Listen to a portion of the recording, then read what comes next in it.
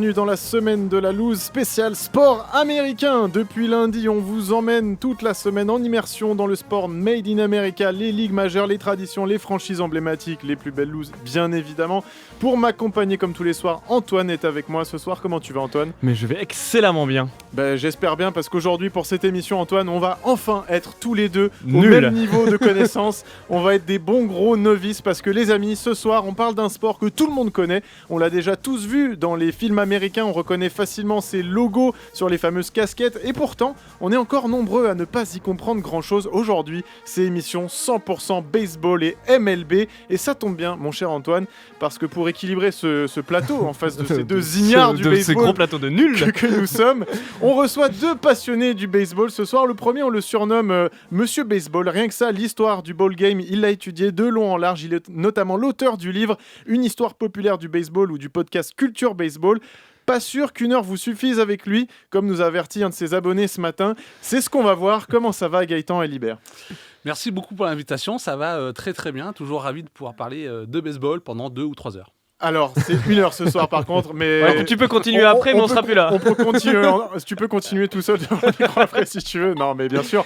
Et notre deuxième invité, lui, on aurait pu l'inviter finalement tous les jours pour cette semaine du sport US, tant il écume l'intégralité des sports américains, que ce soit le foot US, le hockey ou la NBA. C'est bien simple, si un sport US existe, alors il l'a probablement déjà commenté sur Beansport. Mais ce soir, c'est pour son amour du baseball qu'il est avec nous, et bien habillé d'ailleurs en conséquence. Comment ça va, Benjamin Bernard ? Eh ben, ça va très bien, merci de m'accueillir, c'est un plaisir de vous retrouver, d'échanger avec vous.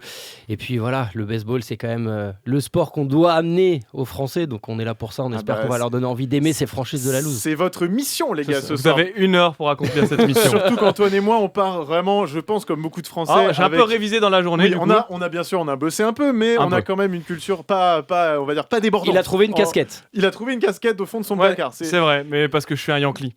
Je vous l'explique rapidement les amis, et pour ceux qui nous écoutent et notamment toute la sphère baseball qui doit être excitée ce soir qu'on parle de baseball pendant une heure à la radio. Le but de l'émission, on va la scinder en 3 parties, il y aura 2 musiques. Première partie, ce sera vraiment de la pédagogie, les gars, là faudra vraiment nous brosser dans le sens du poil, vraiment comme des enfants, nous expliquer le b.a.-ba, on va vous poser des questions très bêtes et puis il faudra répondre très simplement. Enfin voilà, le but c'est de se donner les bases. Ensuite, on aura bien évidemment une partie destinée à nos franchises de baseball qu'on connaît pour certaines et pas du tout pour d'autres. Et puis à la fin, on aura un super quiz d'Antoine qui a beaucoup bossé parce que voilà, comme je vous dis, on part vraiment du niveau 0. Mais donc voilà, un beau programme c'est important ce soir. en plus les bases en baseball. Ça commence très tôt. J'ai bien les révisé. bonnes petites vannes. Il y en a Regarde, 3. vous voyez, on a les bases. On a les bases. Alors les amis, je vous propose qu'on commence tout de suite avec un gros home run. Alors pas sur vous, mais sur le baseball. C'est parti. Alors ce home run consiste à tracher, à battre le baseball, tout simplement parce que Antoine et moi, on est comme plein de noobs du baseball en France, on a peut-être des freins qui sont peut-être subjectifs, peut-être pas du tout. Et qu'on vous a beaucoup envoyé de stéréotypes dans la tête sur le baseball. Peut-être Non, des pas stéréotypes vraiment. qui sont pas géniaux sur le baseball. Et là, le but, c'est qu'on vous les déferle tous dessus. Et après, vous aurez 60 secondes pour dire pourquoi tout ce qu'on a dit, c'est n'importe quoi, et nous dire pourquoi la MLB est la meilleure ligue du monde, bien entendu. On y va, Antoine, je te laisse commencer. Alors, le baseball, la vision qu'on en a, c'est vraiment un repas de famille, c'est interminable et on picole en tribune pour passer le temps. 162 matchs d'une durée de 2h36 en moyenne, ça fait 17,5 jours par an de baseball sans compter les playoffs. Les congés payés, vous connaissez les mecs ? Vos matchs sont tellement longs qu'il est arrivé qu'un de vos joueurs le joue dans les 2 équipes différentes et cette anecdote est vraie. Et même votre draft, c'est interminable les gars. 2 tours en NBA, 7 tours en NFL et en NHL, mais pour le baseball, il y en a 20. Aussi, les contrats de vos superstars, on parle de centaines de millions de dollars pour des joueurs qui loupent 7 à 8 frappes sur 10. Faut pas dire ça à nos attaquants de Ligue 1, sinon ils vont finir en grève générale. Sinon, juste la base, juste les gars, les points au baseball, on comprend rien. Les scoreboards à la télé, on dirait des contrôles de géométrie. Moi, je passe plus de temps à essayer de comprendre le score qu'à regarder le match. Et franchement, si j'ai envie de regarder 2 hommes se regarder dans le blanc des yeux pendant 1 minute avant de tirer une balle, je me fais plutôt un bon western. Voilà, ça c'était pour nos petits clichés. Je vois déjà Merci Benjamin beaucoup. qui souffle. Non mais il a pas vu Mike Trout face à Shohei Ohtani lors de la dernière Je classique. pense pas. Alors, Regarde, très clairement, Dernier retrait de la compétition. Oh, les gars, on a dit didactique. On a excité nos 2 experts. On les a chauffés à blanc. Et je vous propose d'utiliser à bon escient les 60 prochaines secondes pour démonter tout ce qu'on vient de vous dire. Alors, moi, je trouve que le baseball, malheureusement, souffre d'une très mauvaise image depuis qu'il est arrivé en France au 19e siècle, malheureusement, alors que c'est un sport qui est extrêmement riche, extrêmement ludique. C'est souvent, on dit, un jeu d'enfants joué par des adultes. Et effectivement, il est formidable à jouer, mais en plus il n'est pas si compliqué à comprendre. Les bases, elles sont toutes simples. Pour ceux qui ont joué à la tech au centre de loisirs, c'est un petit peu les mêmes dynamiques, et c'est un sport qui a plein d'histoires à raconter. C'est-à-dire que le baseball, il se vit sur le terrain, dans les tribunes, il se vit aussi devant la télé ou devant les livres. Et pourquoi c'est la meilleure ligue du monde, la MLB, Benjamin ? C'est tout simplement la meilleure ligue du monde parce que n'importe qui, entre guillemets, peut y arriver. Il y a peu de place, mais peu importe votre gabarit, votre taille, votre poids, votre passé, vous pouvez y arriver. Le baseball peut être pratiqué par tout le monde et c'est un sacré défouloir. Essayez un jour de taper dans une balle. La jouissance du contact, ou alors, quand vous êtes en défense, d'attraper une balle qui arrive de très haut dans le gant, c'est incroyable. Le plaisir est monumental. Je confirme. Je tiens à dire que j'ai déjà tenté effectivement dans les machines aux États-Unis de baseball à taper la balle. C'est incroyablement dur. C'est très très dur, ouais. On peut régler la vitesse quand même. J'ai mis moyen. Et t'étais très moyen. J'ai fait. Alors, j'ai c'est même un pas eu très le bon temps de argument, dégainer j'ai même pas eu le temps de dégainer la balle. L'argument de c'est marrant d'attraper une balle et de tirer une balle, j'avoue que à la plage à 4 ans, c'est ce que tu fais au final. Donc le côté ludique du baseball, c'est vrai qu'il est là. Après, on va pouvoir en parler justement. Pourquoi peut-être. Alors, on va reprendre les bases. Vous avez bien défendu votre sport, les gars. Je vous l'accorde. On va quand même partir des bases. Chacun, vous deux, le baseball. Pourquoi ? Ça part d'où ? La passion. Alors, l'invention du baseball. Non, la passion. Alors, on nous l'avait bien. Là, on fait vraiment. On ouvre le livre, page 1. On nous l'a bien vendu, le Gaëtan. Alors, toi, Gaëtan, la passion. Ça vient d'où Alors, moi, mon premier souvenir remonte à loin. J'étais pas joueur d'un club de baseball, mais dans mon petit bled des Cévennes, je viens du Vigan, dans les Cévennes, il y avait un club de baseball qui s'appelait les Coyotes.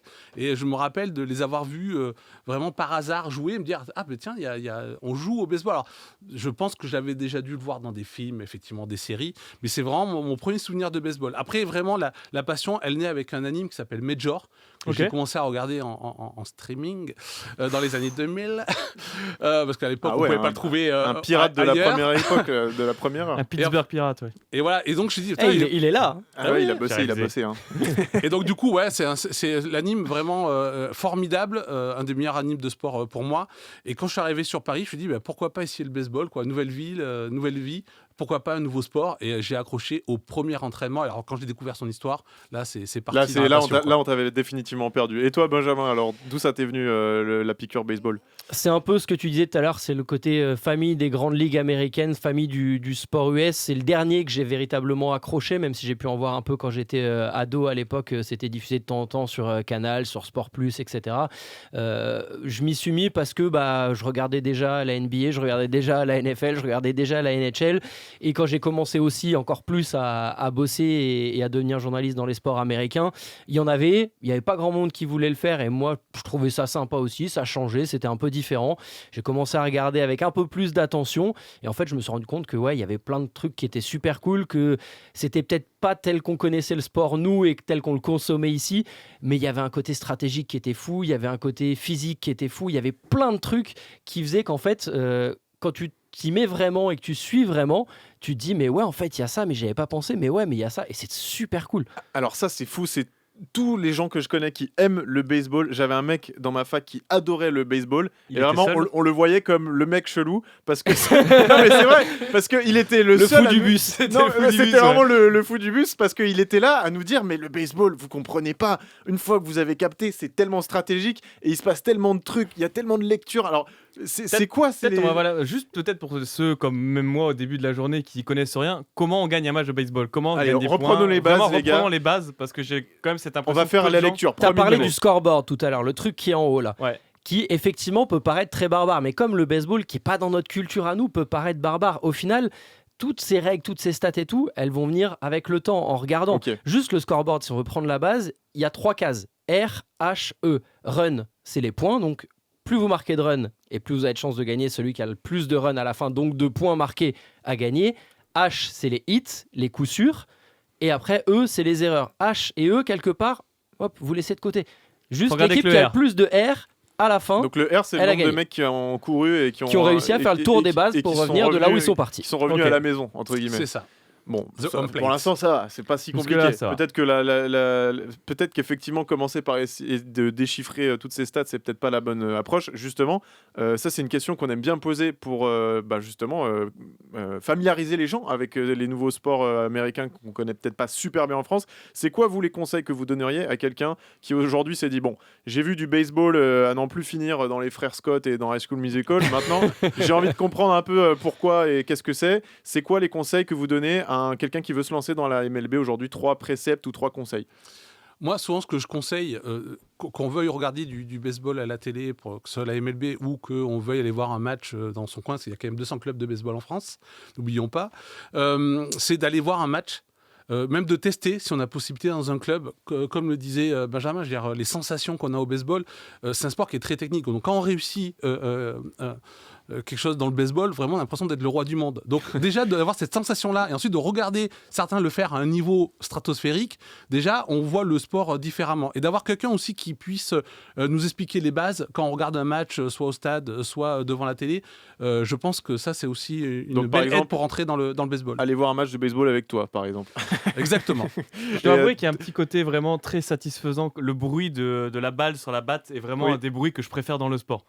D'accord, je note. J'ai regardé plein de je te le vidéos aujourd'hui et ressortirai un jour. j'adorerais ce bruit. C'est La vrai prochaine que- fois qu'il est triste, tu lui mets un jingle frappe et. Ah, tu mets un jingle frappe et un ballon dans un panier de basket. C'est vrai qu'il y a un vraiment... petit côté aigu assez. Toi, Benjamin, qu'est-ce que ce serait? C'est un très bon conseil, cela dit. Ouais. Allez voir le sport en vrai et c'est le marrant. pratiquer. Moi, tu vois, c'est le cyclisme, c'est ce que je dis toujours aux gens qui trouvent ça super chiant de regarder ça à la télé et je les comprends. Et je leur dis, ben non, allez dans un col et allez goûter à l'ambiance, à Ouais, tu l'expérience. regardes pas vraiment la course dans le col. C'est vrai. Mais en tout cas, je note très bon conseil donc de Gaëtan. Allez sur place pour voir ce que c'est avec tes yeux. Toi, Benjamin, si tu devais te lancer dans la MLB et que tu n'as peut-être pas la possibilité de te prendre un aller-retour New York, ce serait quoi ton conseil? Alors, allez voir un match, je suis complètement d'accord. Après, c'est vrai que si vous y allez juste comme ça, de but en blanc, notamment aux États-Unis, vous allez apprécier un peu le show global parce qu'on L'ambiance, on va la voir bouffe. du baseball là-bas, ce qu'ils appellent le national pastime, quand même, le passe-temps national. Mais on n'y va pas juste pour voir du sport, faut pas se leurrer. À un moment donné, on fait 15 000 choses différentes sur les Alors, 2h30, on avait 3 raison, heures de alors. match. Voilà. Complètement Non, mais il y d'accord. a du vrai aussi là-dedans. Le mieux, c'est d'avoir quelqu'un effectivement qui s'y connaît pour expliquer les bases. Et après, je vais prêcher pour ma paroisse, mais notamment nous sur les débuts de saison et la prochaine saison, la saison 2025 sur beIN, elle arrive vite, elle arrive dans 1 mois et demi, même pas pour les premiers matchs décalés. On a tendance à être très didactique sur les premières semaines, voire premiers mois, Ouais. rappeler à chaque fois justement ce que vous pouvez voir à l'écran, qu'est-ce que sont les règles de base pour commencer à appréhender le baseball. Et en plus, on a une chance. En 2025, et ça fait longtemps qu'on le fait, on se sert énormément des réseaux sociaux pour répondre aux questions des gens. Donc, comme on le dit tout le temps, n'hésitez pas, envoyez-nous des questions, même qui peuvent vous paraître, vous, bêtes ou basiques, mais en fait, quand on va le dire pour Faut vous, pas hésiter à demander, on quoi. va le dire pour tout Ouais. le monde, et on le Ouais. fait sur tous les sports US, hein, mais ça permet aussi comme ça de permettre aux gens d'appréhender beaucoup plus facilement le truc, et ils vont vite se rendre compte que c'est pas si compliqué que ça, et le reste, ça rentrera avec le Alors, temps. question bête et basique, on est bien d'accord que tous les joueurs font de l'attaque et de la défense. Exactement, sauf quelques exceptions, ce qu'on appelle notamment le DH, le Designated Hitter, frappeur désigné, qui lui, pour le coup, ne fait que frapper. En général, c'est soit un mec qui est un peu blessé, mais qui est quand même très fort et qu'on a envie de faire frapper parce que il est capable de sortir la balle à tout moment, ou alors un mec qui est carrément nul en défense, c'est un gros sauce, et donc on préfère le mettre juste à la frappe et pas prendre le risque de le laisser tomber des balles. Et Il là, va c'est le remplacer moment. le lanceur dans l'alignement. Et là, c'est le moment où l'immense noob que je suis revient en arrière et en disant l'attaque et la défense, on est d'accord. Attaque, c'est quand tu bats. Et C'est ça, tout quand à tu fait. tapes, et défense, c'est quand tu rattrapes chercher la la balle balle. que l'autre a tapé. Non, mais C'est ça. moi, j'ai aucun mal à me dire que ce soir, Et- je suis lignard de Et service. c'est quoi le poste de beau gosse au baseball? Un petit peu comme le quarterback au... Ah oui, est-ce qu'il y a un QB au baseball Est-ce que ou- c'est le lanceur ou est-ce que c'est le mec à la batte C'est Ah, celui qui ils est- passent tous à la batte, donc Moi, Ah, il passe tous à la batte je dirais c'est le lanceur. Culturellement, c'est le lanceur, effectivement, qui peut se rapprocher de cette idée de quarterback. C'est-à-dire quand même, quand on a un super lanceur, ça fait quand même, ça aide bien à gagner des matchs. Donc du coup, comme un super quarterback. En revanche, côté attaque, souvent ce qu'on appelle les postes de 3e, 4e frappeur, on va trouver le meilleur frappeur de l'équipe. C'est un peu le répondant au niveau de l'attaque du joueur star. Donc en général, on va trouver les stars sur ces Donc posters. ça veut dire que tu mets en général, tu essayes d'avoir ton meilleur frappeur en face du meilleur lanceur adverse. Ah bah, de toute façon, Ou pas le forcément. lanceur va affronter il va toute affronter tout l'équipe le monde. adverse. Ok, d'accord, Voilà, d'accord. sur les 9 manches, on passe une fois en attaque, une fois en défense. Donc ils vont les affronter même plusieurs fois. Simplement, quand tu mets tes meilleurs frappeurs, tu les mets au début pour essayer de marquer plus de points. Et puis peut-être juste rapidement, la Ligue, la MLB, comment est-ce qu'elle fonctionne Est-ce qu'elle a beaucoup de différences par rapport aux autres ligues majeures Elle a beaucoup de matchs, déjà. américaines avec ce Déjà. système de division, de playoffs, c'est à peu près pareil? Bah, il y a des choses qui se ressemblent et puis il y a des particularités, même si ça a tendance un peu à s'effacer avec le temps. À une époque, il y avait, même entre les deux ligues, il y avait des différences. Par exemple, il y a combien d'équipes en MLB? 30. En fait, Donc c'est à peu ça près se rapproche pareil, un peu de la NFL pour ceux qui auraient écouté Ok. l'émission de lundi soir. On n'est pas sur du géographique comme le hockey ou comme le basket. On est sur deux ligues, American League et National League, donc Ligue américaine, Ouais. Ligue nationale, où il y a des équipes réparties sur tout le territoire américain. Et là, pour le coup, il y a à chaque fois une division à l'est, une division au centre, une division à l'ouest. Et il y a 5 équipes dans chaque division, 2 fois 3... non, 2 Là, fois c'est le 15, moment 30, le moment voilà. maths. Ouais, c'est ça.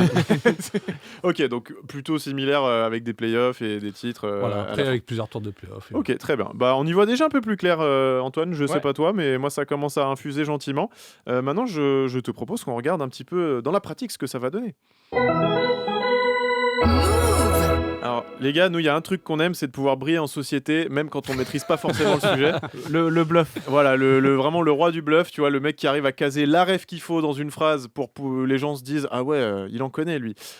Donc voilà, comment est-ce que je fais pour connaître les bases? Eh ben, Moi, je t'ai fait, hein. les phrases de connaisseurs. Antoine m'a préparé des phrases de connaisseurs, alors c'est possible que lui Ouais. dise aussi des âneries. Parce que là, pour le coup, autant les autres sports que je connaissais, j'y T'avais étais. les tu vois, bases. autant là, je pars de zéro, donc j'ai un peu regardé. Il y a aller Donc, au ce que je talent. propose, c'est que déjà, Louis, tu me dis si tu comprends ou si tu arrives un peu à voir, et vous me dites si tu dis pas des énormes âneries. Et après, je vais essayer de traduire, et puis ce sera vous qui Allons-y, jugerez, les gars. je commence. Alors, Ronald Acuna Jr., c'est un véritable game changer hein, sur les bases. Il transforme un simple en double en un clin d'œil. Ouais, alors vraiment, autant sur les autres sports, je Là- pouvais te bluffer des trucs. Là, je vais avoir besoin de nos deux amis pour traduire. Là. Alors, ça veut dire quoi être fort sur les bases? Notre Ronald, là, pourquoi il est... En fait, c'est vrai que les joueurs qui sont très rapides Ok. ont la capacité parfois d'aller plus loin sur base sur une frappe. C'est-à-dire Donc, qu'un qui joueur qui est court très vite. lent, il va arriver sur sa première base, puis il va rester là parce qu'il ne peut pas aller jusqu'à la deuxième base. Mais des joueurs très rapides peuvent essayer d'aller chercher la deuxième base. Et quand on est en deuxième base, ça veut dire qu'on est en position de scorer. C'est-à-dire que sur une autre frappe, on a plus de chances de marquer un point. Parce qu'à la prochaine frappe, ça veut dire que tu n'as plus qu'une base à Bah, il reste à deux rejoindre. bases à faire Ouais, deux pour bases à revenir rejoindre. à un Pour Pour, reprendre peut-être vraiment, parce qu'on en a pas vraiment parlé, le but c'est qu'une fois qu'on a touché la balle, c'est qu'on aille toucher la première base, et une fois qu'on a touché la première base, on peut s'arrêter là. On peut s'arrêter C'est la là. maison. On peut le faire deux bases, C'est trois bases. le cerceau ou de PS. Le tour C'est pour direct. ça que quand on va à home run, il fait son petit tour en C'est ça. jogging pour toucher les 3 bases et revenir à la maison. Et juste, ça m'a fait penser à une question, vraiment un truc que je me suis toujours demandé, je fais un petit écart, sur le baseball. Effectivement, tu disais, c'est ouvert à tous les gabarits, tous les physiques, etc.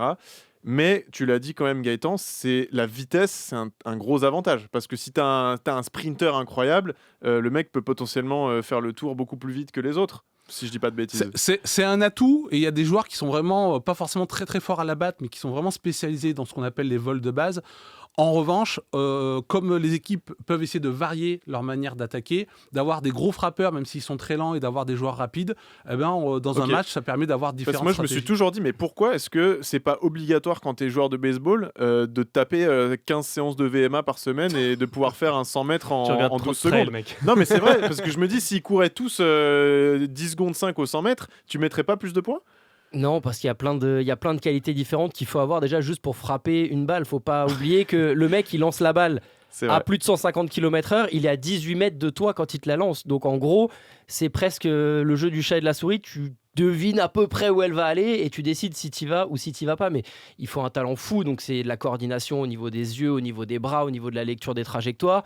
Il y a Donc, la vitesse, course, oui, mais il ça faut de la devient presque puissance aussi. secondaire, quoi. En fait, chacun avec ses qualités va, comme le disait Gaëtan, va amener quelque chose à l'équipe. Et encore une fois, par rapport à ce qu'il avait dit aussi au tout début, c'est génial de se dire que le baseball, je sais même plus qui avait dit ça, c'est une légende du baseball qui avait dit ça, c'est le seul sport où si tu réussis une fois sur 3, on va dire de toi que t'es un grand, t'es fort. C'est vrai.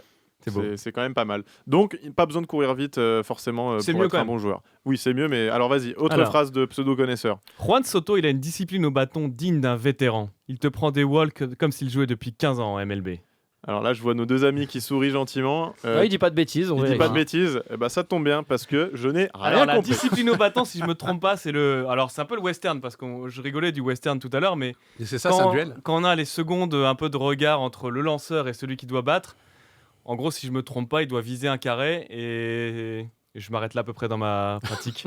Et donc, du coup, ça veut dire quoi il te prend des walks. C'est quoi prendre des walks? Des walks, parce que le walk, ça c'est au taille. En français, on dira, en français ou en québécois, on dira bus sur balle ou bébé. Nous, souvent, on dit sur les terrains en France.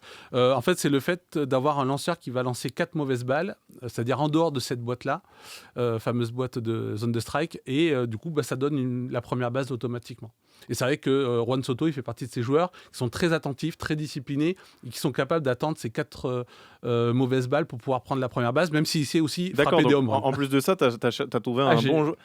Avoue devant tout le monde, devant toute la France et sur les antennes de Move que tu as utilisé l'intelligence artificielle. Alors j'ai juste demandé. Sinon je finis cette émission en slip. J'ai juste demandé à ChatGPT qui était excellent à la discipline au bâton. C'est le roi des bébés. D'accord. Bon bah alors bravo. Bon, le dernier par contre il est full ChatGPT. Bon alors vas-y rapidement parce que je sens qu'il va être compliqué. Shohei Ohtani, c'est un alien. C'est le seul joueur de la ligue capable de lancer et de frapper à un niveau exceptionnel.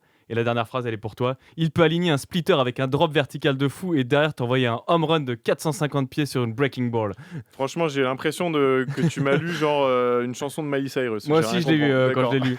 Non, j'ai pas trop compris, mais alors, on va s'attarder peut-être juste sur un mot. Aligner un splitter. Ça veut dire quoi un splitter? Un splitter, c'est un type de lancer. Chaque lanceur a plein de lancers différents avec des effets qui sont différents. Le lift au tennis. Exactement, avec une prise au niveau de la balle qui va être différente sur les doigts, le positionnement des doigts, et donc derrière des effets qui vont aussi être différents. Il y a des balles qui vont tomber, il y a des balles qui vont remonter, il y en a qui vont partir sur les côtés, il y en a qui vont paraître très rapides et qui au final vont retomber tout doucement devant, d'autres qui vont être toutes droites. Donc en fait, c'est juste un des différents types de lancers que peut affronter justement un batteur. Et quand on parlait de deviner, c'est ça, il faut aussi être capable de deviner parce que le mec, les super lanceurs comme Shohei Ohtani, il va faire exactement la même chose face à vous. Vous allez avoir l'impression que c'est la même chose, mais il va le faire 4 fois et 4 fois la balle, elle va arriver à 4 endroits différents. Ok, ouais. Donc c'est là où on parlait justement de connaître tous ces deuxièmes niveaux de lecture pour comprendre toute la profondeur du jeu. Et j'imagine qu'une fois que tu as toutes ces refs, ça devient pas joué au baseball très intéressant. Pas beaucoup, j'étais pas très bon. J'étais plutôt Wii Golf, moi. Bon, c'est Louis de la FFL. Je suis en compagnie de mon acolyte Antoine pour la semaine de la loose spéciale sport américain. Et ce soir, honneur à la MLB et au baseball avec nos deux invités Gaëtan Alibert et Benjamin Bernard. Les amis, on a eu une première partie qui a tenu sa promesse. C'était didactique, on a appris des choses. Moi j'ai appris qu'il y avait plein d'effets dans la balle comme au tennis, que du coup c'était bien plus intéressant que juste un mec qui bat et un mec qui court. Ohtani était le Federer du baseball. Voilà, donc on commence à avoir des petites refs, on sait ce que c'est un splitter, on est bien, la température monte, je pense qu'on commence à être prêt pour parler. On a un bon niveau de bluff là, c'est bon, on est prêt à bluffer. Allez, home run maintenant. Donc maintenant, on va commencer à parler un peu des franchises. Comme tous les jours, on a demandé aux communautés FFL sur les réseaux sociaux de donner leurs plus grosses franchises de la loose et leurs meilleures histoires de loose en MLB. Mais avant de découvrir le choix des communautés, on va quand même s'éplucher une petite liste avec vous, les amis. Adopte une franchise. Vous connaissez le principe, on l'a fait toute la semaine. Si demain je commence à suivre la MLB, qu'est-ce que je dois choisir comme franchise si je veux? Et là, on va compléter la phrase et vous nous direz, pour ce critère, tu devrais choisir telle ou telle franchise. Ça va être l'occasion de déverser votre haine de vos franchises rivales si vous soutenez très fort une franchise, ou de vous faire des amis plutôt si vous avez envie de dire du bien d'une franchise. Si on peut remuer des couteaux dans les plaies. Voilà. Après, il y en a beaucoup au baseball. Il y en a beaucoup, énormément. Voilà, et on va commencer plutôt tranquillement. Si demain, Antoine et moi commençons à suivre la MLB, quelle franchise est-ce qu'on doit soutenir si on veut que notre vie soit juste un long fleuve tranquille, peinard, on gagne, on se prend pas la tête et on respire bien, quoi. Avec ce qui se passe depuis quelques années maintenant, les Dodgers, c'est la banque américaine, la banque nationale, donc c'est le plus simple. Pourquoi c'est la banque? Parce qu'ils payent. Voilà, ils font ce qu'ils veulent en fait. Il n'y a pas de hard salary cap comme on a dans les autres ligues américaines. Donc en gros, si vous avez envie de payer, vous payez. Alors oui, il y aura une luxury tax, mais vous payez. Donc vous pouvez tous les gens acheter tous les meilleurs joueurs si vous le voulez et faire un roster all-star entre guillemets. Donc c'est more money, more money. complètement. Ouais. Après, c'est une franchise qui travaille aussi très très bien, qui a un très bon scouting à l'international, qui sait très bien travailler son farm system, faire monter des joueurs. Donc c'est vrai qu'en fait, actuellement, c'est un peu c'est la franchise parfaite. C'est-à-dire elle a de l'argent et elle travaille bien. Du coup, ça a été récompensé par le titre l'année dernière. J'allais dire, c'est comme le PSG, et après, elle a dit Il y a des titres. Ouais, c'est ça. J'aime beaucoup. Ok, donc Dodgers, c'est à La LA. facilité par excellence. Et Il n'y a pas une LA. Si, après, les Yankees, parce que même si c'est un peu douloureux de ne pas les voir gagner. Très En fait, douloureux. les Yankees, il faut gagner chaque année. C'est comme ça, c'est la D'accord. franchise qui est la plus titrée, c'est la franchise de la gloire, C'est la du mythe. franchise Donc il faut ultime, tout le temps gagner. Dernier Mais titre, Gaëtan 2009. Voilà, merci. Mais en revanche, tous les ans, ils sont compétitifs. C'est-à-dire ils ratent très rarement les playoffs, ils sont quasiment tout le temps en D'accord, playoffs. donc Donc c'est si quand on même- a envie quand même de connaître le mois d'octobre, Mais on n'a pas trop le droit de faire la sieste, c'est ça? mais disons qu'on est très exigeant, donc dès que ça marche pas très bien, les Yankees peuvent être, enfin les fans peuvent être très très Après, bien. j'ai envie de C'est dire, dur le Bronx. quand ta franchise vend des casquettes dans toute la terre Ah, c'est entière ça. sans même que les gens connaissent Grâce ton à sport, Jay-Z. c'est quand même... Achetez, on a besoin de contrats. Un fan sur deux des Yankees ne sait pas qu'il est fan des Yankees. Ah, mais en fait. alors moi, je vous l'avoue, les amis, je n'y connais rien au baseball et j'ai déjà possédé une casquette des Yankees. Et je Mais pense c'est, que... Mais quand on pose la question aux gens, en fait, ils ont une casquette de New York, pas des C'est ça. Yankees. Ah oui, c'est et ça. ça marche un peu pour les Dodgers d'ailleurs aussi avec le signe Exactement. LA. Les gens savent pas qu'en fait c'est le LA des Dodgers. Ou le B de Boston. Ou le mais B c'est vrai de que, Boston, des mais c'est vrai Red que les, Sox, ouais. les Yankees, c'est vraiment l'équipe de New York, quoi. D'accord. Tout sport confondu, c'est l'équipe modèle de New York. Mais je trouve quand même, au-delà de ça, toute la MLB, quand même, elle est sur toutes les casquettes du monde, quoi. C'est vrai, hein, ça c'est... Parce Ah, que la elle a base inventé des la casquettes, casquette. c'est le baseball. Ouais, Voilà. non, mais Enfin, les casquettes modernes, c'est l'invention du baseball. Ah, donc ok, c'est pour ça en fait. tout cas, C'est elle l'a parce que popularisé, la ouais. casquette vient en partie du baseball. combien de Ouais. potes j'ai? Je fais, ah, t'as cette casquette, c'est quelle équipe? Il fait, j'en sais rien. Et on joue les matchs avec des casquettes, ça fait partie Ouais. de la Ouais, tiraille ouais, et de la c'est- tenue c'est- réglementaire. Bah, c'est vrai que c'est plus pratique que de porter un casque de football américain dans le métro, quoi. Mais Ouais, c'est un ça peu- a l'air moins bizarre aussi. les amis, si demain on commence à suivre la MLB, quelle franchise il faut soutenir si on aime les montagnes russes et faire frétiller notre électrocardiogramme? Les Yankees encore. On peut pas mettre les Yankees partout. Déjà qu'ils vendent des casquettes, Si, on les met ils peuvent partout. pas être partout.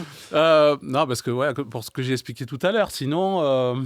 Benjamin, toi, t'as Les l'idée de... montagnes russes. Soit t'es très bon, soit t'es très nul. Il y a très peu de milieu. T'as des belles victoires et des grosses loses aussi, quoi. Mais c'est jamais l'un ou l'autre, quoi. C'est jamais tout blanc, tout noir. Peut-être qu'historiquement, les Cardinals, ils ont fait beaucoup des deux. Ça monte, ça descend, ça monte, ça descend. Cardinals, quelle ville Saint-Louis, Saint-Louis. dans le Missouri. D'accord. C'est la deuxième plus titrée de MLB. D'accord. Et Ok. eux, c'est jamais tout plat. C'est soit ils sont bons, soit c'est traversée du désert un peu. C'est rarement l'encéphalogramme plat, ouais, c'est un peu en ce moment, l'oscillogramme, En ce moment, on a cru que ça allait monter et finalement, c'est bien redescendu. Ouais, C'est bien redescendu. Donc là, on est sur une vague redescendante du côté de Saint-Louis. Très bien. Les amis, si une autre franchise peut-être pour cette catégorie ou vous accordez les deux sur les... Ouais, les Cardinals je dirais les Phillies parce qu'il y a une vraie histoire de C'est lose vrai. et en même temps ils ont eu de très belles années et c'est vrai que c'est une équipe où il y a beaucoup d'intensité chez les fans. Du coup, ça peut monter très haut et ça peut descendre très très bas. Là, ils sont plutôt dans une bonne période, mais ils sortaient d'une longue agonie. Donc, je dirais les Phillies, c'est pas mal aussi. un J'ai roller l'impression coaster. que c'est un truc très Philadelphie. Et c'est ce que l'intensité j'allais chez dire les fans. exactement. La ville de l'amour fraternel, en fait, leurs Ouais. fans Pas du sont tout. les plus tarés du territoire J'ai l'impression américain, que tous sports confondus. Chaque équipe de sport US, les fans de Philly, c'est les pires. Non, mais Ah c'est ouais. ça. Bah, Et ils ont quelle retrouvé- ville des ouais. États-Unis met de la graisse sur les poteaux de signalisation et les feux pour pas que les gens montent dessus dès qu'il y a des gros événements sportifs? Enfin, cette ville, c'est un délire. C'est incroyable cette anecdote. Ah, c'est. Ils graissent les poteaux Ouais. dans la rue pour pas que les fans grimpent dessus. Parce que tellement les ils sont gens fous. montent dessus, en fait, typiquement là il y a eu le Super Bowl, ils l'ont refait comme ils l'avaient fait il y a quelques années, et les gens en fait, ils ont pas pu monter dessus, qu'est-ce qu'ils faisaient? Ils les faisaient tomber, ils les poussaient jusqu'à ce qu'ils soient par terre. D'accord, donc ils sont assez intenses Ouais, du c'est côté un de zoo, Philadelphie. le truc. Regardez les tribunes des Phillies pendant les playoffs de 2022 quand ils vont en Quand ils font les World Series, ouais, il y en avait sur les toits et les tout. tribunes, c'est chaud bouillant, c'est incroyable quoi. D'accord, pourtant l'ambiance c'est est drôle parce incroyable. qu'ils sont nuls au hockey, Philadelphia, tu vois. Les Peut-être pour Flyers. ça que les supporters sont zen. Ou peut-être qu'ils se reportent sur les autres sports US. Bon les amis, prochaine. Donc je résume, pardon pour la catégorie électrocardiogramme. On a donc les Phillies. Cardinals de Saint-Louis et les Phillies de Philadelphia. Du coup, pas très compliqué à retenir le nom de la ville. Je vis dans le passé maintenant. J'aime pas le 21e siècle. Quelle franchise est-ce qu'il faut que je soutienne? Beaucoup. Il y a beaucoup de franchises noires et blancs. Passé récent quand même, j'ai envie de dire les Angels de Los Angeles, parce qu'il y a eu un titre au début des années 2000 et depuis c'est le néant intersidéral, alors qu'ils ont eu dans leur équipe deux joueurs qui sont considérés parmi les plus grands de l'histoire. On parle pas juste de là, mais les plus grands de l'histoire. Ok. Mike Trout, qui est toujours d'ailleurs le pauvre et qui va peut-être finir sa carrière sans presque jamais avoir joué des playoffs, alors que c'est il fait partie de la discussion pour les GOAT. Et Shohei Ohtani, qui, on en a parlé de lui brièvement tout à l'heure, a décidé de partir des Angels de Los Angeles pour aller aux Dodgers de Los Angeles. Il est resté dans la ville, il est juste passé du sud au nord. Première année avec les Dodgers, une bague au doigt, et les Angels, ils regardent. Ça fait mal pour l'ego, ça. Ça, j'avoue que ça doit être très très très très dur. T'es dans la même ville, tu vois le mec partir chez le rival et il gagne l'année d'après. C'est vraiment l'ex qui te quitte et 3 mois après, enceinte et la famille, le mariage, tout le truc quoi. Ça c'est dur. Donc effectivement, après. On va le voir, c'est peut-être un petit spoil de la prochaine catégorie, mais ça m'a l'air d'être une franchise souffrance aussi. Il y en a quelques-unes. Les Yankees aussi. Alors, c'est vrai que les Yankees, souvent, on leur dit, vos titres, la plupart, ils datent des années 20, 30, 50. Mais globalement, qui vivent dans le passé, moi, je pense aux Athletics. Qui sont actuellement en souffrance, même si là ils partent vers Las Vegas. Les Athletics d'où en fait? Parce qu'à priori c'est la seule franchise qui n'a pas de ville. Alors les Athletics, ils ont commencé à Philadelphie où ils ont été très bons. Ils ont ensuite sont passés par Kansas City, là c'était relativement oubliable. Et puis après ils ont encore cartonné plusieurs fois à Oakland jusqu'à devenir une franchise avec moins d'argent et à devenir une franchise qui avance péniblement dans son histoire. Donc elle a gagné beaucoup de titres, mais beaucoup de titres qui remontent au XXe siècle. Et ils ont fait combien de villes différentes? Ils en ont fait 3, et là ils vont faire Sacramento, donc ce sera la 4e. Donc en fait ils passent leur et temps puis Las Vegas. C'est une première dans les sports, c'est une ville par intérim. C'est juste le temps que ça soit prêt à Las Vegas, ils vont passer par Sacramento histoire. Les mecs passent leur temps de courir de ville en ville, quoi. Si je suis correct, le seul palmarès d'Athletics dans les dernières années, c'est il y a eu un film sur eux. C'est ça. Très beau film d'ailleurs. Moneyball. Le stratège Moneyball. Ils portent bien leur nom, en tout cas, à force de courir de ville en ville, ils doivent être athlétiques. Sur cette belle vanne, je vais passer à la 4e catégorie, les amis. Je veux une vie dans les tréfonds du désespoir. Quelle franchise de la LMB souffrance, choisir? des larmes. Alors vu qu'il n'y a plus Auckland. Alors je vois Benjamin en train de nous brandir Seattle. le maillot de Seattle qu'il est en train de porter. Pourquoi Seattle? Tout simplement parce que c'est la seule franchise de Major League Baseball qui n'a jamais, je ne parle pas gagné, mais joué les World Series. C'est-à-dire que la finale, ils n'y sont tout simplement jamais allés. Alors que là aussi, si on refait l'historique, on se rend compte qu'il y a des légendes de ce sport qui ont porté ce maillot. Alors ceux qui connaissent le baseball, forcément, ça va leur parler. Si je parle de Ken Griffey Jr., qui était une icône du sport aux États-Unis, si je parle d'Ichiro Suzuki, qui était une icône du sport aux États-Unis et au Japon, King Felix plus récemment, qui était un lanceur, ils n'y arrivent pas en fait. Ils ont fait des grandes saisons. Ils ont le record de victoires sur une saison de victoires sur la saison régulière. Le Tottenham version baseball ou rien à voir? C'est pire. Les mecs en fait n'y arrivent pas. C'est le choke par excellence dès qu'il y a un petit espoir. Ils ont retrouvé les playoffs l'année dernière. Ils n'avaient plus joué les playoffs depuis 2001 où ils s'étaient fait sortir par les Yankees, alors qu'ils avaient effectivement le record de victoires en saison régulière. Et c'était jusqu'à ce qu'ils reviennent en playoff, c'était l'équipe de tout sport américain, des 4 grandes ligues, qui avait le plus grand nombre d'années d'absence en playoff. Et moi, je veux pas balancer, mais j'ai quand même vu le nom d'une ville qui revient beaucoup d'ailleurs quand on parle de lose et de souffrance, c'est Cleveland. Est-ce qu'il y a un truc avec ça Alors, il y a en termes de souffrance? Plusieurs trucs. Déjà, on les a forcés à changer de nom. C'était les Indians, ils sont devenus les Guardians parce qu'il y a eu toute cette polémique aux États-Unis sur les noms de franchises. Alors, on va pas rentrer particulièrement dedans, mais ce que je trouve bizarre, c'est qu'il y a des franchises qui ont gardé des noms entre guillemets à consonance amérindienne, comme les Chiefs de Kansas City en NFL, comme les Blackhawks de Chicago en NHL, et il y en a d'autres comme les Redskins en NFL ou les Indians qui ont donc dû devenir les Guardians. Voilà. Et en plus de ça, les mecs, ça fait 75 ans qu'ils n'ont pas gagné le titre. J'allais dire 48. Donc ça commence à faire un petit peu beaucoup. Ils ne sont pas passés loin en 2016. Et en fait, c'était juste les finales les finales de la malédiction et longue série, parce qu'en face, il y avait les Cubs qui eux aussi n'avaient pas gagné depuis encore plus longtemps. 108 ans. Et Chicago avait fini par gagner au terme d'un match d'anthologie. Un match, pour moi, ça fait partie des plus grand souvenir de ma vie de commentaires sur les sports américains et les Guardians, donc puisqu'il faut les appeler comme ça maintenant, on se demande quand ça va s'arrêter parce que c'est pas si loin mais c'est pas proche non plus. Donc Gaëtan, franchise de la défaite et de la souffrance, Cleveland Guardians. Ouais, c'est la dernière grande malédiction de la MLB puisque les autres se sont tus. C'est la malédiction de Rocky Colavito d'ailleurs qui nous a quittés en 2024 et c'est effectivement une franchise qui est très bien symbolisée pour ceux qui connaissent un peu le cinéma baseball par le film Les Indians qui justement se passe aux Indians de Cleveland à l'époque, et on voit vraiment que c'est la franchise de la loose. Ils ont, même si parfois ils ont des bonnes saisons et que c'est un club qui arrive à produire notamment des très bons lanceurs ces dernières années, c'est un club qui n'arrive pas à sortir de cette grande traversée du désert de titres. Après, on va pas se leurrer, les gars. C'est Cleveland, à un moment donné. Ouais, il y a un truc, quoi. On peut parler des Browns. Sauf en NHL où il n'y a pas de franchise, j'ai l'impression qu'on les parle Cavaliers, Cleveland ça n'a pas toujours été. Voilà, c'est Cleveland, quoi. Ouais, Cleveland, Ohio. Cleveland, ville de la loose, qui ressort. Sadness of Factory, ou Factory of Sadness. Plutôt l'inverse, ouais. Cleveland, c'est quand même la ville qui ressort, entre guillemets, à chaque fois. J'ai l'impression que si on devait aller aux États-Unis, on ira à Cleveland. Ouais, moi ça m'a l'air sympa comme destination. Un petit tout inclus à Cleveland, là, moi ça me paraît sympa. Les amis, je vous propose qu'on regarde maintenant ce qu'a dit la communauté. Tiens. Alors, on leur a demandé de parler de leur plus grosse lose en MLB et il y a des beaux petits trucs qui sont sortis. Vous avez parlé de malédiction. Alors, je crois qu'on a eu on a pas mal plusieurs de malédictions. Ouais. Il y a 2 malédictions qui Il y en a sont 2 revenues. principales, ouais. Il y a la Bambino Curse, celle des Red Sox de Boston, qui aurait pu peut-être arriver dans la discussion au niveau souffrance. Pour casser cette malédiction de Babe Ruth qui avait été trade contre pas grand chose et derrière il avait gagné dans les Yankees, non ? En fait, il a été tradé pour $100,000 à l'époque, donc qui est quand même une belle somme. Simplement, les Red Sox, qui étaient l'équipe qui dominait, ils avaient gagné 4 titres sur la décennie 1910 et quand ils tradaient, ils ont gagné en 1918 les World Series.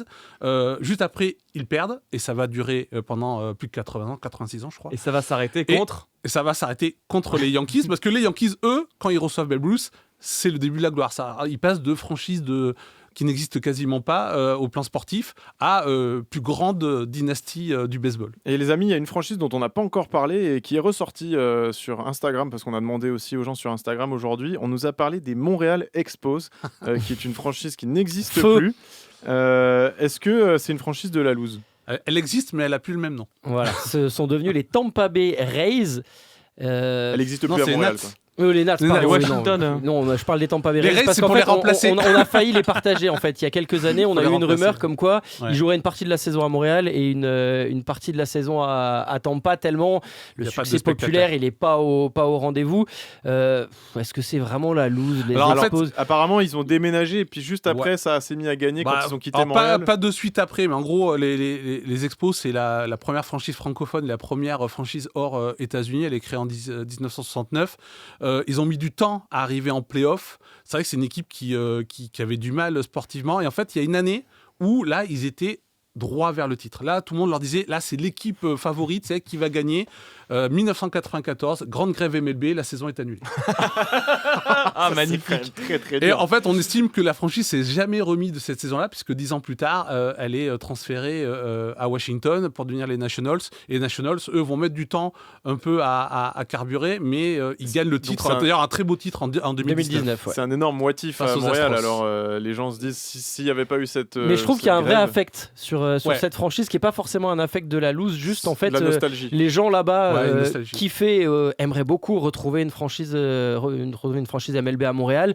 Et de manière générale, quand on parle des Expos, c'est plutôt sympa. En Ok. fait, on les appelle nos amours là-bas. Et pour finir, on a eu beaucoup aussi les Chicago Cubs, même s'ils ont gagné ce duel de la loose, on va dire, contre Cleveland. Ils avaient fait 108 ans sans victoire et surtout avec un moment légendaire, cet homme qui s'appelle Steve Bartman. Et en fait, il a créé le home run contre son équipe, c'est-à-dire que le batteur l'envoie un home run. On a le défenseur du coup de Chicago qui va pour prendre la balle et le spectateur lui vole la balle dans son gant. Alors, je corrige, c'était pas un home run, mais c'était un retrait. C'est-à-dire qu'en Mais- fait, la balle est frappée en fausse balle, c'est-à-dire c'est en dehors du terrain, mais si le défenseur, sans monter dans les tribunes, arrive à choper la balle, le batteur est retiré. Alors, juste qu'on recontextualise, parce qu'on en a parlé d'une disette de 108 ans, d'un fan. Ouais. C'est En fait, quoi cette la histoire, base, et rapidement, c'est ça qui est génial, c'est la malédiction de la chèvre, en fait. Si on Ah, veut le dire en français, explique-moi- c'était Billy explique-nous Goat. ça, En alors. gros, c'est en 1945, il y a un mec qui veut rentrer dans les tribunes avec sa chèvre à Chicago. Oui, Normal. alors au baseball, vous allez vous dire au baseball, si vous regardez même aujourd'hui C'est des normal matchs au de baseball. baseball, vous allez voir des mecs dans les tribunes avec leurs chiens, avec leurs lapins, avec leurs oiseaux. Bref, le baseball, on y va en famille, et quand on dit en famille, on spectacle est emmène dans les tout le tribunes. monde. Toute la ferme. En famille 1945, un mec arrive et se dit tiens, je vais rentrer ma chèvre au stade. On lui dit non monsieur, vous ne rentrerez pas votre chèvre au stade. La réponse c'est ah ouais, ma chèvre elle rentre pas. Eh ben vous gagnerez plus. Résultat derrière, pendant 108 ans, avec donc l'incident notamment Steve Bartman, Chicago ne va plus gagner. Il y a eu X tentatives de réconciliation avec lui, avec sa famille ensuite et tout ça. Ils ont ramené des chèvres, je crois Voilà, aussi. ça a pris 108 ans Ça a marché. pour que Chicago enfin regagne un titre dans ce fameux match 7 de 2016 face à Cleveland, avec un scénario ubuesque où ils se font reprendre en fin de match. On se dit c'est pas possible, c'est la malédiction, ils vont pas y arriver. Finalement, il y a une interruption de pluie qui dure plus d'une demi-heure, le match reprend, ils finissent par gagner en manche supplémentaire. Enfin, il y a eu Mais tout donc un là, t'es en train décorum de me dire autour. que la franchise a voulu s'excuser et se rabibocher Complètement. avec le mec qui C'est ça. avait sa Complètement. chèvre Ouais. par superstition. Avec son Bah esprit. parce qu'à un moment donné, ils se sont dit on a tout fait, on a tout tenté, il y a rien qui marche. Bah qu'est-ce qui reste ? Bah la chèvre. En fait, c'était une franchise. Incroyable. C'était une cette histoire. franchise qui dominait le baseball au début du siècle. Elle gagne son dernier titre, je crois que c'est 1908, en étant une des plus grandes dynasties du baseball. Derrière, il commence à perdre. 1945, effectivement, il y a cette histoire avec un tavernier qui s'appelait Billy Sianis avec sa chèvre ou son bouc qui s'appelait Murphy. Et c'est Incroyable, et en fait, ils ça ont n'en créé finit plus. tout un esprit de malédiction qu'ils ont essayé d'aller à l'encontre de différentes manières, notamment en invitant des chèvres au match. Pour bien, les chèvres étaient sur le terrain et pas dans le match, pas dans les tribunes en tout cas. Mais donc ils ont eu des périodes vraiment cataclysmiques au niveau sportif jusqu'à 2016 où là c'est la libération.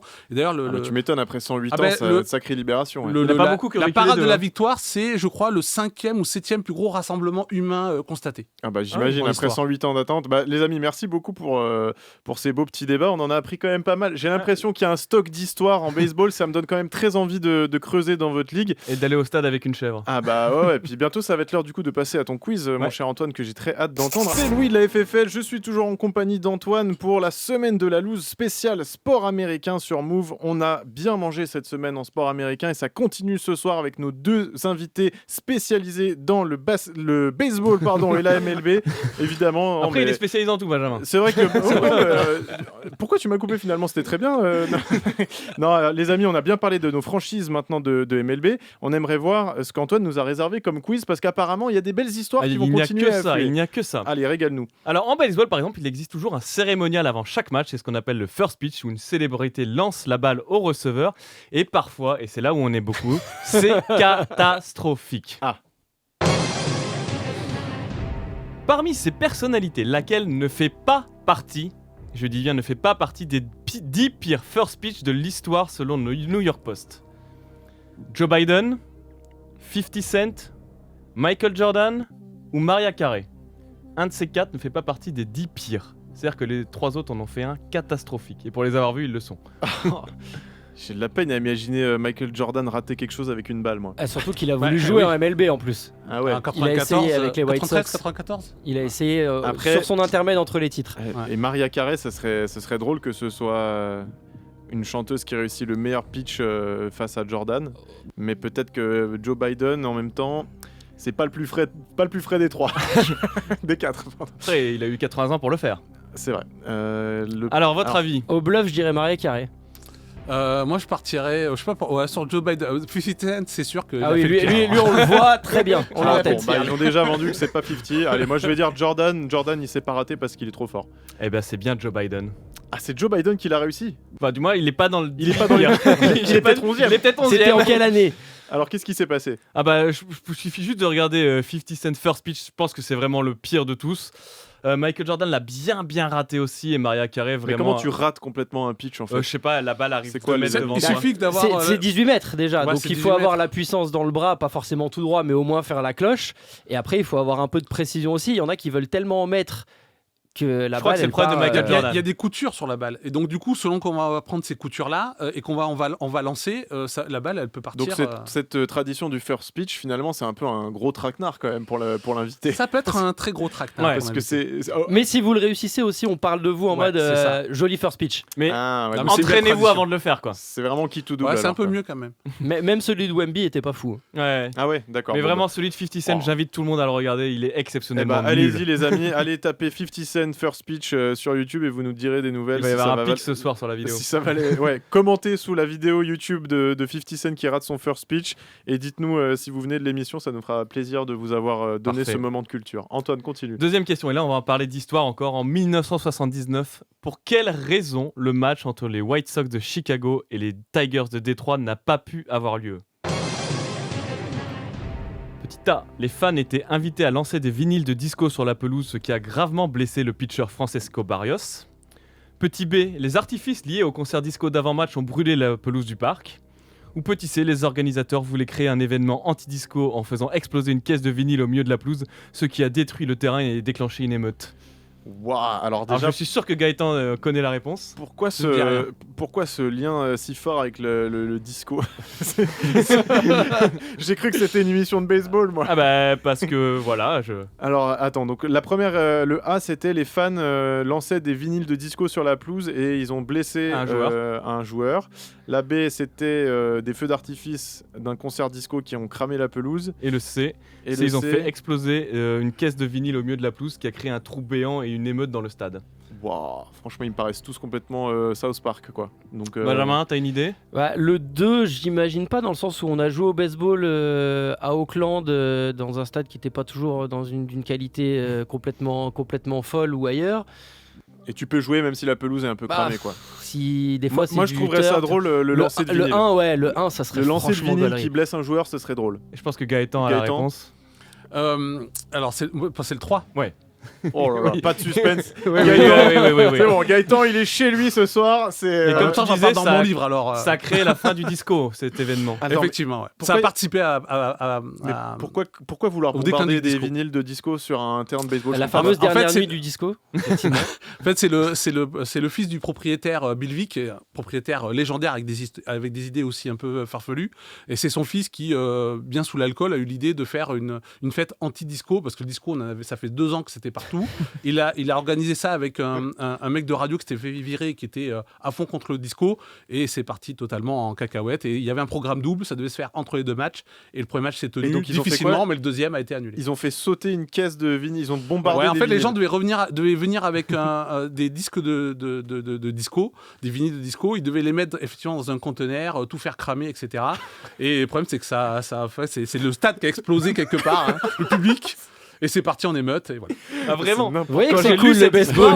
Quand j'ai lu cette histoire, je l'ai lu sur un site, j'ai fait il faut que je trouve un autre site parce que je n'y crois pas une seconde. Attends, mais c'est incroyable. Donc les mecs ont fait un cratère dans leur Ouais, propre il y a eu un stade. trou dans la pelouse. Ah ouais, ils ont détruit la pelouse. Après, en même temps, quand vous avez. En plus, il y avait des gens qui attendaient dehors pour pouvoir participer à la fête. Enfin, c'était vraiment un truc de folie, quoi. Ah, mais c'est fou. Et j'apprends également que, vu qu'on est quand même sur une radio musique, on peut se dire que le disco a été victime Du baseball. Du baseball, C'est c'est ça. ça. Donc ce soir, on a appris que la fin du baseball, du disco, était probablement due à des mecs qui ont fait péter des vinyles sur un terrain de baseball. Écoute, pourquoi pas continuer dans En fait, les je me suis histoires dit, loufoques. cette réponse-là est tellement absurde que personne ne la trouvera. Bah oui, mais écoutez les amis, j'ai l'impression que... Alors tu nous as dit juste pendant la dernière chanson des Strokes, Benjamin, que en fait, le baseball, c'est très facile à commenter parce que, quoi qu'il arrive, il y a toujours 1 milliard d'histoires farfelues qui arrivent autour du sport. Sur les équipes, sur les joueurs, il y a toujours des trucs à dire. C'est quoi en fait. l'histoire la plus absurde que vous ayez pu entendre dans le baseball? Bah, on va rester sur Bill Vick, donc le propriétaire des White Sox à ce moment-là. Il a eu plusieurs autres équipes, notamment une équipe qui s'appelait St. Louis Browns, alors là, équipe de la loose également, qui est devenue ensuite les Orioles, qui a jamais gagné, qui n'a jamais eu un World Series, enfin une équipe vraiment très nulle, et qui à un moment donné, en 1951, a décidé de faire jouer une personne de petite taille. Durant un match pour faire venir le public, et donc du coup forcément c'était un peu compliqué de mettre la balle dans la strike zone vu que la personne était extrêmement petite, et C'est méchant. et quand même. C'est très ouais, méchant alors de faire ça. c'est un propriétaire qui est connu pour vraiment avoir à la fois des bonnes ou des mauvaises idées, mais en tout Oui. cas avoir beaucoup d'idées, et il a eu cette idée là, et c'est vrai que c'est certainement un des histoires les plus incroyables de l'histoire de la MLB, même si ça se termine assez tragiquement, parce que ce quart d'heure de gloire va entraîner toute une vie assez malheureuse après pour cette personne petite taille qui va tomber dans la célébrité, mais ensuite dans l'alcool, et qui va mourir un peu piteusement, quoi. Ah mais, ouais, mais c'est tout le baseball, c'est ça, c'est de la joie et du tragique. d'accord. Énormément de folklore en fait. Ah ouais, il y a un Exactement. folklore. Et Benjamin, alors admettons, tu es sur un match qui est ultra long, il y a une énorme interruption, et là tu dois raconter des histoires pendant ton commentaire de match. Qu'est-ce que tu choisis comme histoire pour te Là, divertir pour prendre un truc récent que j'ai trouvé extrêmement sympa et qui peut donner aussi envie et de regarder du baseball et de regarder un film, il y a un film qui s'appelle Field of Dreams, avec un match qui se joue, je vais pas dévoiler tout, voilà, dans un champ de maïs. Et en gros, la MLB a pris le film et ils se sont dit, bah tiens, plutôt que de faire à l'inverse de ce qu'on voit d'habitude. Nous, on va partir du film et on va le faire en vrai.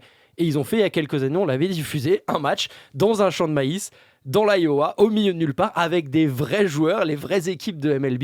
Et ils ont fait une soirée comme ça avec dinguerie, feu d'artifice, la totale. Enfin, voilà, tout est possible avec le baseball. En fait, ils ne reculent devant rien, ils ont peur pas de de rien. limite en fait. C'était déjà avec les Yankees et les White Sox. Et les White Sox, qu'on part dans l'histoire du disco, c'est aussi une très très grande franchise de la loose. Très très grande. Pourquoi ? Parce que c'est une équipe qui a déjà eu beaucoup de difficultés, mais qui a aussi connu des très belles périodes, mais qui a eu quand même du mal à gagner et qui a connu des histoires. Alors, cette histoire-là, par exemple, mais il y a aussi le Black Sox Scandal en 1919, où les meilleurs joueurs de l'équipe vont, pour des histoires de paris, abandonner les World Series dont ils étaient largement favoris. Ils vont accepter de perdre pour pouvoir gagner de l'argent. Et à côté de ça, ça va créer déjà une malédiction pour les White Sox qui ne gagneront plus avant 2005. Ça va aussi mettre la MLB en danger. Parce que les gens vont dire, mais attendez, la MLB, c'est que des tricheurs. Donc nous, on ne veut plus regarder le baseball. Et heureusement, il va y avoir un changement de règles et surtout l'arrivée d'un certain Babe Ruth aux Yankees qui va relancer le baseball. Mais dans ces tricheurs, il y a un joueur qui s'appelle Shoeless Joe Jackson, celui de Field of Dreams, parce que c'est un joueur fantôme qui apparaît dans le film. Et en fait, c'est un des meilleurs joueurs de tous les temps, mais qui est banni à vie de la MLB et du Hall of Fame parce qu'il a été plus ou moins dans cette histoire de triche, même si ça a été le meilleur joueur des World Series qu'ils ont perdu. Et il n'y avait pas une fameuse histoire aussi avec Joe DiMaggio dans ce temps-là ? Ça, c'est un nom que je connais, Joe DiMaggio. Ouais, dans Mrs. Robinson de Simon Garfunkel. Joe DiMaggio, c'est un peu plus tard, c'est les années 30, 40, début 50, c'est une grande légende des Yankees.